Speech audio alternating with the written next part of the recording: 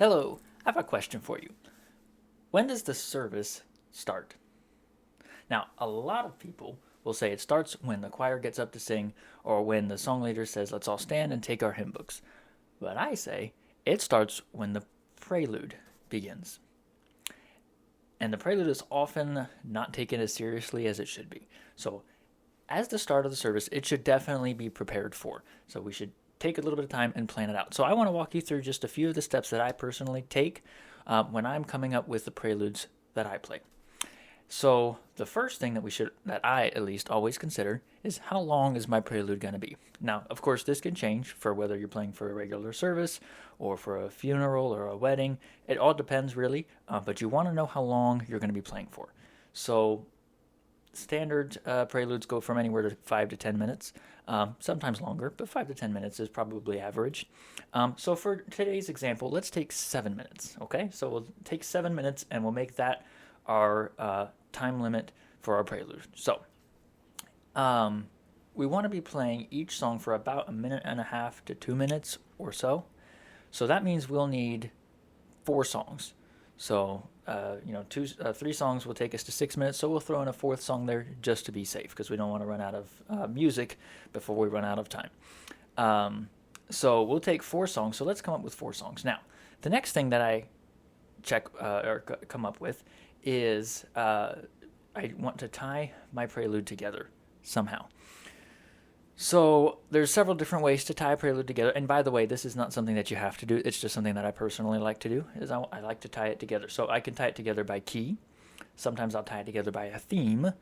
And sometimes I'll just tie it together based off of proximity in the songbook. So if I could just flip 1 or 2 pages and kind of go through the songbook like that, that's a great option as well.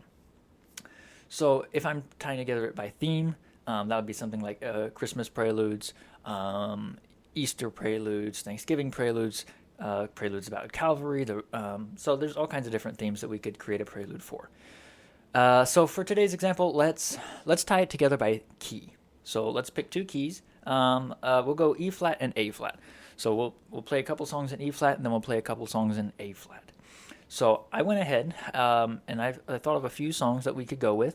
At the Cross in my songbook is an E flat. Now some songbooks may have it in E, but for me it's an E flat. So we'll make that our first song.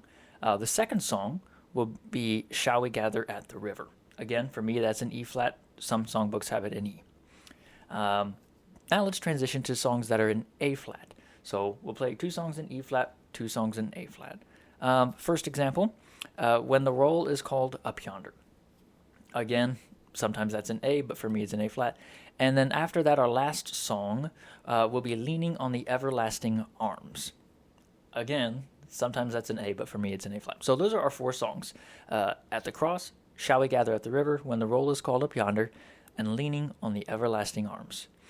Now, I've already played through them before recording this video, and it takes about 30 to 40 seconds to get through one verse of each song, which means I'll need to play through each song 3 or 4 times to keep them each at the 2-minute range, to give me enough time to play all of those songs in 7 minutes.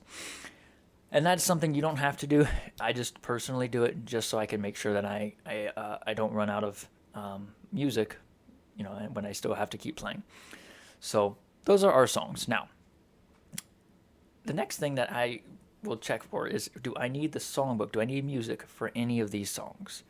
If I do, I'm going to mark my pages ahead of time. Now, if I only need 1 song, then that's easy. I could just open up the songbook to that song. But if I need 2, something I like to do, if I need the songbook for 2 songs, something I like to do is I'll find my 2 songs, and then I'll kind of let the music, the pages, drop over the lip of the music stand. And I like to do that because that way when I finish a song,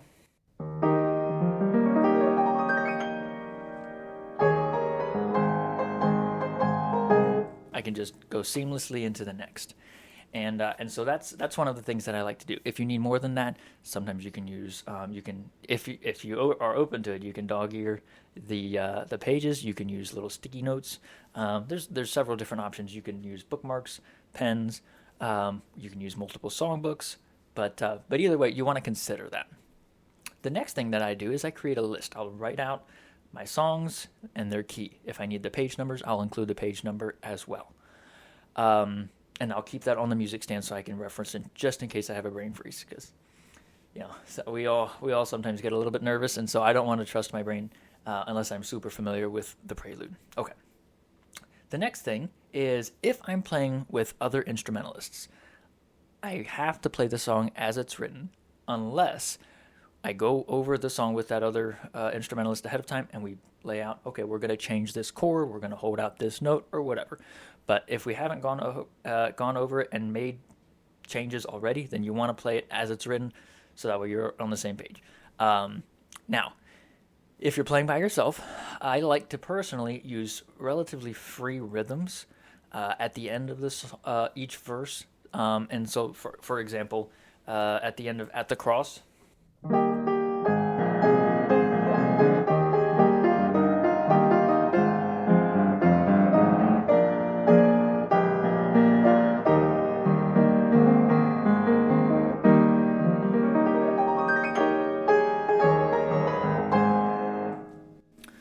so that would be difficult for somebody else to play along unless they have, I guess, a lot of experience playing with me. So, but if I'm playing solo, that's fine. It says, hey, the song is coming to a close. We're transitioning to the next song.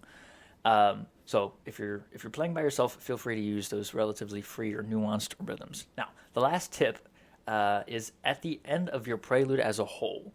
So this is after you're done everything, everybody's ready, the the song leader is about to get up, or the choir director, whatever, but you're about to finish playing. You don't want to just abruptly end. So this would not be a good way to end.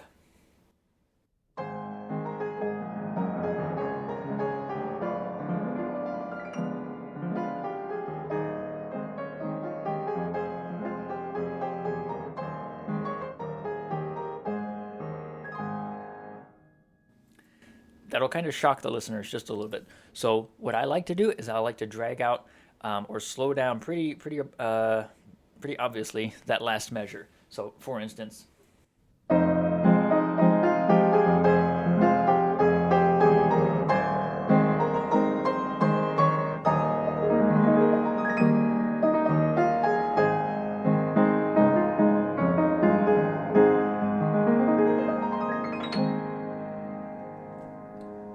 so I take that last measure or two and I just really kind of draw it out to signify to the congregation the prelude is coming to close. We're moving forward to the next part of the service.